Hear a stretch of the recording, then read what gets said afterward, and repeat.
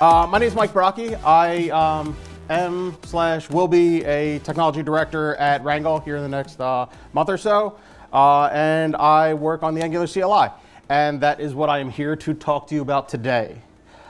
Today's talk is actually broken up into two sections. We're going to talk about the CLI as it exists right now, and also the future vision of what the CLI will be down the road. No timeframes, no promises, no nothing.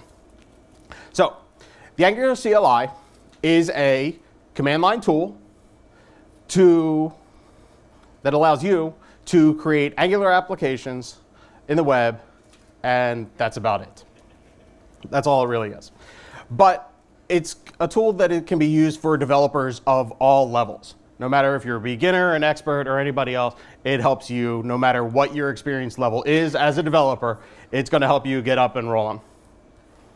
So the first thing that you can do with the Angular CLI is you can create a new application. ng-new is the command that you'll run to create and generate a new application. Just so I get a feel for where everybody's standing. Who's currently using only AngularJS, not Angular 2+? Okay. And how many people are using Angular, which is 2+? Perfect. And of those, how many people are using the CLI on your projects? Quite a all right, so I can just go then? All right, cool. So a lot of this will be redundant, but just an overview. You can create new projects. You can serve your project. So you can run ng-serve and be able to generate it, run your application, compile it, and run it in the browser. Default port 4200, which a lot of you have already seen. I'll do a quick demo of that later. So you can run your application with live reload, not quite HMR, but that is possible with configuration as well that Yuri just showed.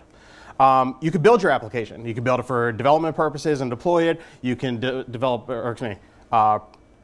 it for production. You can use AOT if you want, which is the default for production builds. And there's a whole lot of different configuration settings that you can use within there, including lazy loading. To be able to, by default, or not by default, if you were to create a route that is lazy loaded the way you've configured it by using the string path with load children, when you define that, will automatically split that bundle out for you automatically, and the router will lazily load that for you. So it'll do the code splitting for you automatically based off of your route configuration to increase the performance of your applications. You can test your applications using the Karma configuration. A lot of people that I worked with didn't test their applications because setting up Karma was difficult and not transparent and not straightforward. So you don't have to worry about setting that up. All you have to do is generate your project, and you can run ng-test, and it'll pick up your tests and run those automatically for you. You can also run your end-to-end tests.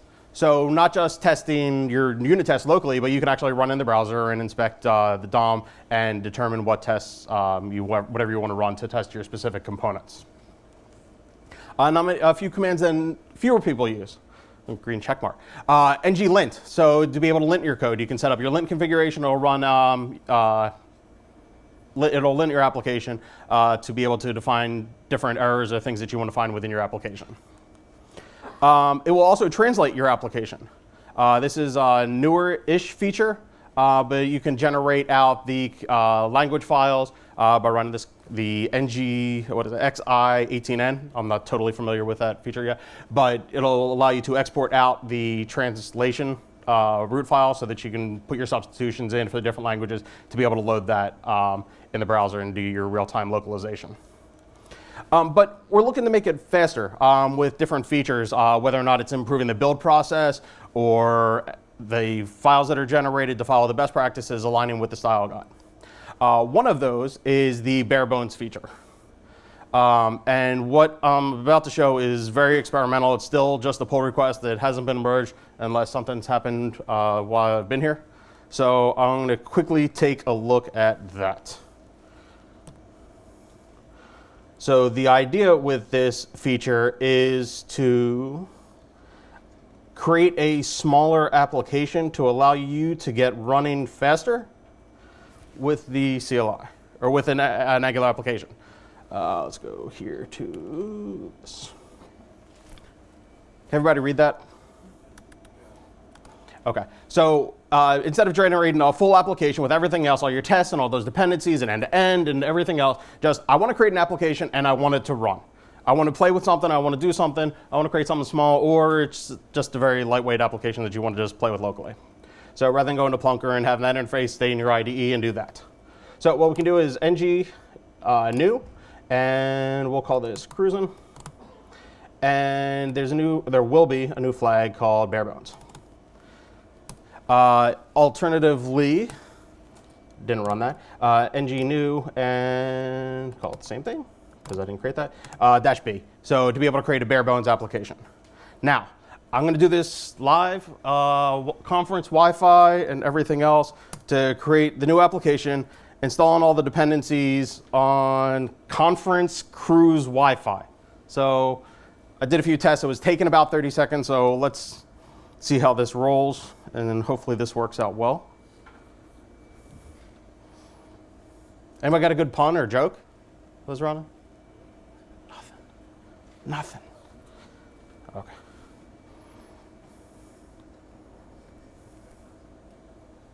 Yay. Please. We on the boat. I'm on the boat. We installed. So fewer dependencies allows us to do things like that you don't have to worry about installing a lot of the bigger dependencies. Obviously, you still need the build system and a few other things within there. We may possibly try and trim some of the code generated there and reduce a few more of the dependencies. So I'm just going to open this up in code. And before we do that, we're just going to do an ng serve as well. Hey. So I can take that and close that. And then we can run ng serve. Actually, before that, we're going to open code again. Sorry. We got that, and ng serve. So while those things are opening and running, build. Less to do, less files. And we're done? Yes. And we have an app. So very straightforward, very small. But what did it actually generate? So in here, we have this is everything. So you'll notice there is no E to E folder in the root. Very small, very basic. And in here, the app folder is relatively the same. There's a few things that are gone from in there that are test related that we strip out. And in order to see this a little bit better, let's move this over here. And what I have here is just a regular Angular CLI application that I just created with no flags or anything else. Just created that application. So we notice that the end-to-end folder is gone, as well as the editor config is gone, Karma configuration is gone, protractor, the README, TS-lint, and the yarn.lock. I have my CLI set, or my local environment set to use yarn by default rather than npm, just to speed things up a little bit. Source directory, like I said, is relatively the same. We got rid of a few files, like I said, the test file as well as the spec file, which is the TS configuration for your tests. So there's two different TS configurations for that. Inside your app, that got smaller as well, and that we are no longer creating CSS files, HTML files, or a spec file, which would be this one here. So instead, we are just creating everything in one, and that's really big. You guys still read that? Okay. So what it's done is that it's now inlined your template as well as the styles. So rather than having those as separate files, just to make the application as small and concise as possible for you to be able to play with, to bring those all in line for you. And the same thing will hold true if we come back, and I'm just going to open a new terminal here. We're going to generate a component, and we're going to call this one Bahamas. So just generating a component within here, and you'll notice it's only generating the one file.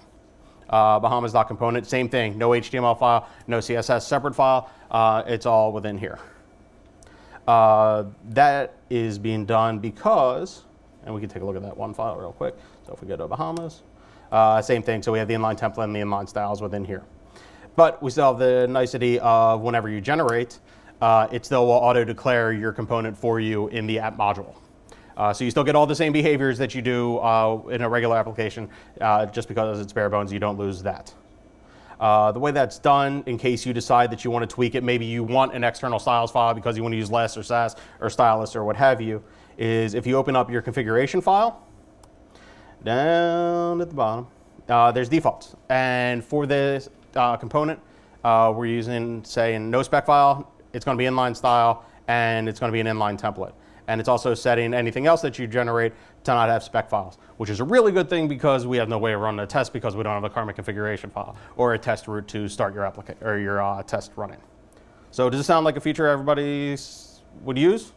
To be able to use your IDE rather than going to a browser with a tool like Plunker. Not that I don't like Plunker at all, but to be able to work directly locally on a small, lightweight application. Excellent. All right. There's a setting to unmirror. So that's kind of a near-term goal.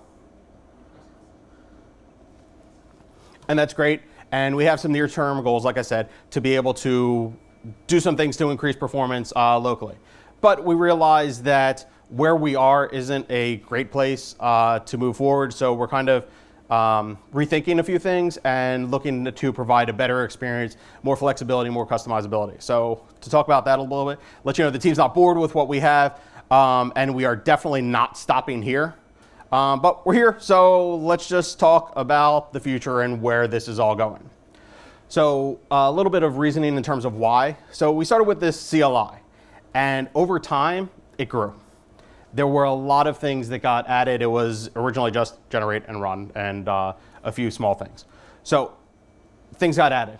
New, serve, build, test, end-to-end, linting, ngdoc. Anybody used ngdoc?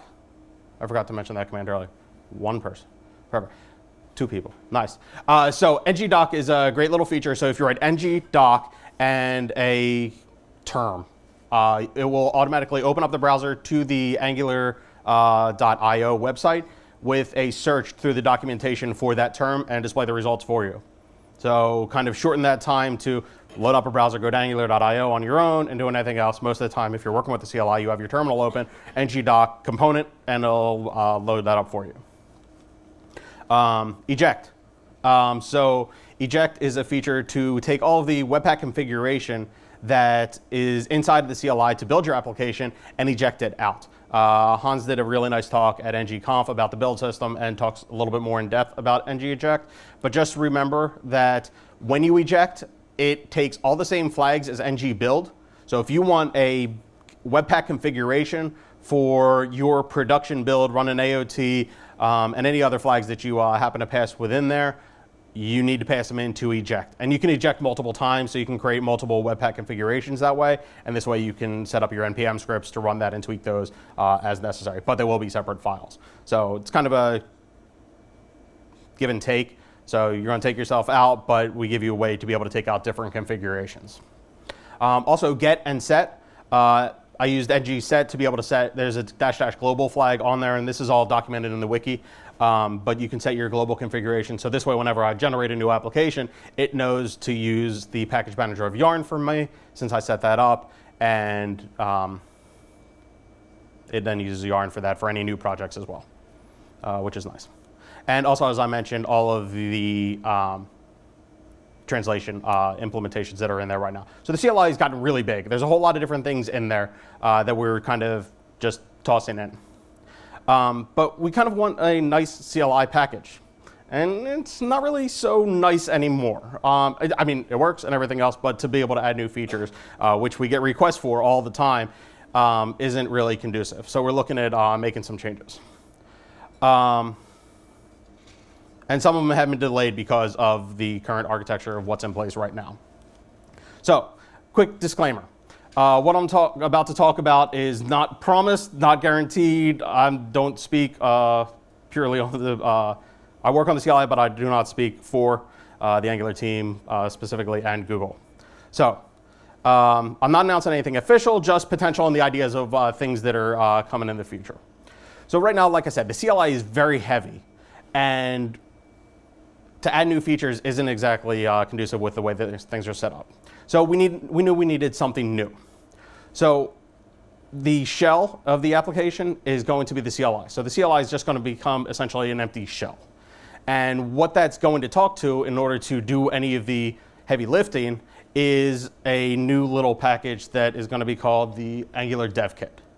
And the Angular Dev Kit is going to contain all of that logic in there. So combined with those, the shell and the dev kit will be a way to reproduce all of the logic that's currently in the CLI. The idea in hopes is to keep that as transparent to you as possible. Install the CLI, just have a different dependency locally in your project, and you run your same commands, ng-build, ng-serve, test, all those things that I've mentioned already. So why are we doing this? Like I said, it gives us more flexibility, gives us the ability to add new features. New features like maybe you don't want to use it through the command line. Maybe we have some conversations, since everything's now packaged separately and it's not tightly coupled.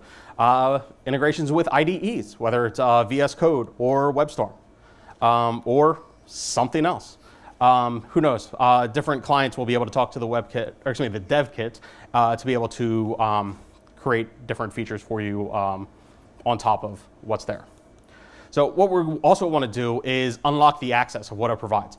So right now, I talked about ng-eject with the build system, is that you just have ng-build, or you eject and then it's all on you. There's nothing in the middle there. So what we want to do is increase this to make it more extensible, more flexible to be able to do things. Whether or not that's through you adding your own customizations, or if it's through a plugin that completely replaces a piece of functionality. Or you could even add your own stuff. We'll go with stuff, right? That's a stuff emoji? Perfect. So whether or not the things that you want to replace your stuff is a custom blueprint. So to be able to say, hey, I know you have some settings within there, but all of my components in my organization, we have a base component that we use for everything, or a base service, or anything else that you want to extend, and you want all of your components to automatically extend from that. Have your own blueprint to be able to do that, and a lot of the work is already being done for that. ng-build, I mentioned that as well. So we're going to be expanding the idea of ng-build to be able to do multiple different things. One of which is to provide build hooks. So at a different event of maybe it's, this is theoretical, the idea of after I've initially read the files in, I want to be able to inject in a new file, I want to replace something, I want to just get an event or know that the build started. Or if it's that the build finished, so whenever a build's done, I want to reload the browser or open a new tab or what have you. Or if you want to replace the whole thing. So right now, the CLI works off of Webpack, as you well know.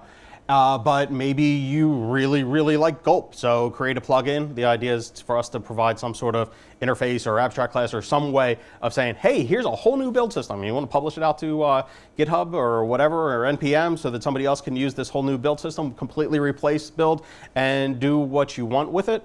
That's fine. Like Gulp, Grunt, whatever you want to do. Brocchi, super. Go back to System.js, whatever you are more comfortable with and works for your organization.